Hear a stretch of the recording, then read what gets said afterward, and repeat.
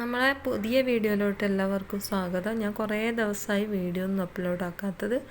അപ്പോൾ ഇന്ന് ഞാൻ ചെറിയ കുഞ്ഞു കുഞ്ഞു വീഡിയോസൊക്കെ ഒന്ന് അപ്ലോഡ് ആക്കാമെന്ന് വിചാരിച്ചു കേട്ടോ. പണി എളുപ്പത്തിൽ തീരാൻ വേണ്ടിയിട്ട് കുറച്ച് ടിപ്സും ട്രിക്കൊക്കെ ആന്നിട്ടാണ് ഞാൻ ഈ ഒരു വീഡിയോയിൽ ഉൾപ്പെടുത്തിയത്. അപ്പോൾ രാവിലെ ഏകദേശം ഞാനൊരു 5 മണിക്ക് എണീക്കും കേട്ടോ.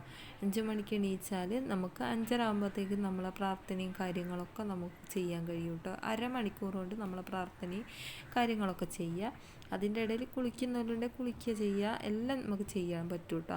5:30 നമ്മളൊരു ടൈമിങ് കൊടുക്കുക. ഞാൻ ഇത്ര സമയമാകുമ്പോഴത്തേക്ക് ഞാൻ ഇന്നത് ചെയ്യും, ഇത്ര ടൈം ആകുമ്പോഴത്തേക്ക് ഇന്നത് ചെയ്യുമെന്ന് പറഞ്ഞിട്ട് നമ്മളൊരു ടൈം കൊടുക്കുക എല്ലാത്തിനും. സ്കൂളിലെ ദിവസങ്ങളിലൊക്കെ വെച്ചാൽ ഞാൻ 5:45 6 മണിയാകുമ്പോഴത്തേക്ക് ഞാൻ കിച്ചണിൽ വരും കേട്ടോ. എന്നിട്ട് ഫസ്റ്റ് ഞാൻ ചെയ്യുന്ന പരിപാടി എന്താണെന്ന് വെച്ചാൽ കറി നമ്മൾ ഒന്നിക്കൽ പത്തിരി ആയിരിക്കും. നമ്മൾ അധികം ഇവിടെ അരിപ്പത്തിരിയാണ് കേട്ടോ ചൂടുക. ഒന്നിക്കൽ അരിപ്പത്തിരി ആയിരിക്കും, അല്ലെങ്കിൽ ചില ടൈമിന് നമ്മളെ വെള്ളാപ്പോ അല്ലെങ്കിൽ നമ്മളെ ദോശയല്ലേ ഈ മസാല ദോശ അങ്ങനെയൊക്കെ ആയിരിക്കും കേട്ടോ. അപ്പോൾ ഫസ്റ്റ് ഞാൻ അതിനുള്ള വേണ്ടിയിട്ടുള്ള കറികളാക്കി വെക്കും. പെട്ടെന്ന് തന്നെ കറികളൊക്കെ ആക്കി വെക്കും.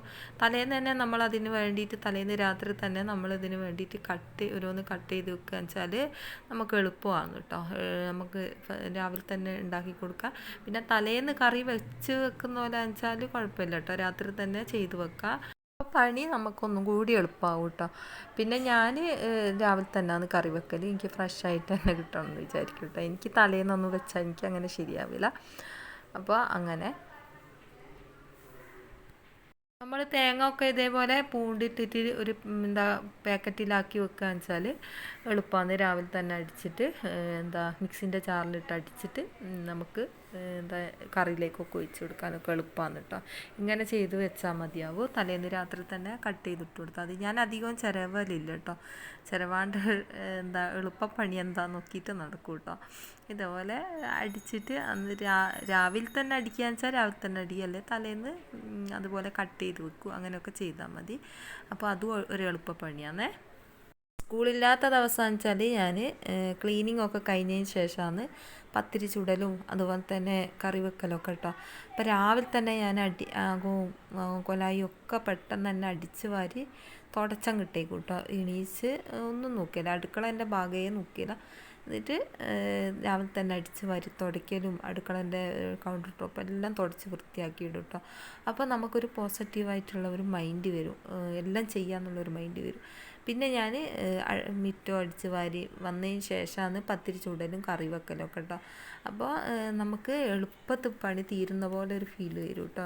അപ്പം തന്നെ ഞാൻ ക്ലീനിങ് ഒക്കെ കഴിഞ്ഞതിന് ശേഷമാണ് പിന്നെ ഞാൻ ചായ കാച്ചലെന്ന് പറഞ്ഞല്ലോ.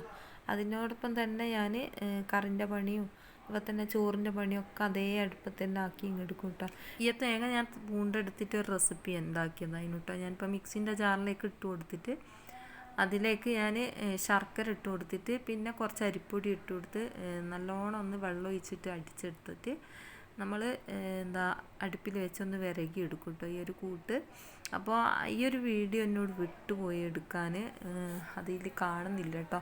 അപ്പോൾ ബാക്കി ഞാൻ വിരകുന്ന വീഡിയോ മാത്രമേ ഉള്ളൂ കേട്ടോ. അപ്പോൾ കുറച്ച് അരിപ്പൊടിയും അതുപോലെ തന്നെ തേങ്ങയും ശർക്കരയും എല്ലാം കൂടി മിക്സാക്കിയിട്ട് അടിച്ചെടുത്തിട്ട് വിരകിയിട്ടെടുക്കുക.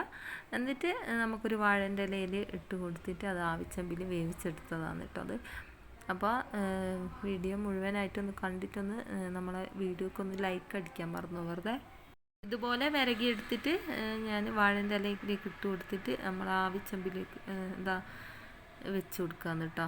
അപ്പോൾ ആവിച്ചമ്പിൽ ഇതിൻ്റെ മുകളിൽ വാഴൻ്റെ ഇല വെച്ചതെന്ന് വെച്ചാൽ പെട്ടെന്ന് തന്നെ ഇത് ഒന്ന് വാടി കിട്ടും കേട്ടോ. നമ്മൾ ഈ ഒരു ആവി കൊണ്ട് തന്നെ വാടിക്കിട്ടും. അപ്പം വാഴൻ്റെ ഇല വാട്ടിയതിന് ശേഷമാണ് ഞാൻ ഈ ഒരു റെസിപ്പി ഉണ്ടാക്കുന്നത്. അപ്പോൾ എളുപ്പമാണല്ലോ, മടക്കി എടുക്കാൻ ഈസിയാണ്. അപ്പോൾ ഇതേപോലെ വെച്ച് കൊടുത്തിട്ട് ഈ വാഴൻ്റെ ഇലയിലേക്ക് ഇട്ട് കൊടുക്കുകയാണ് കേട്ടോ ചെയ്യുന്നത്. അപ്പോൾ ഇതേപോലെയൊക്കെ ചെയ്ത് വെക്കുകയെന്ന് വെച്ചാൽ കുട്ടികൾക്ക് വൈകുന്നേരത്തേക്ക് കുട്ടികൾ സ്കൂളും വിട്ട് വരുമ്പോഴത്തേക്കൊക്കെ എളുപ്പത്തിൽ ചെയ്ത് കൊടുക്കാൻ പറ്റുന്ന ഒരു റെസിപ്പിയും കൂടിയാണ് കേട്ടോ. ഇതൊക്കെ എളുപ്പത്തിൽ ചെയ്ത് കൊടുക്കാൻ പറ്റും, കുട്ടികൾക്ക് എന്തായാലും ഇഷ്ടപ്പെടുകയും ചെയ്യും കേട്ടോ ഈ ഒരു റെസിപ്പി. അപ്പോൾ